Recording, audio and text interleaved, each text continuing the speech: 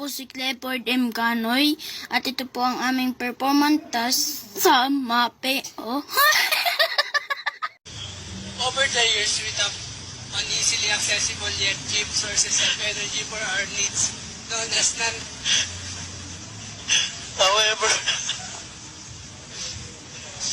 However, clean energy sources such as solar and wind. Yes, Josie. Josie tuloy. Yes, June. Okay. June, yung ating wind map,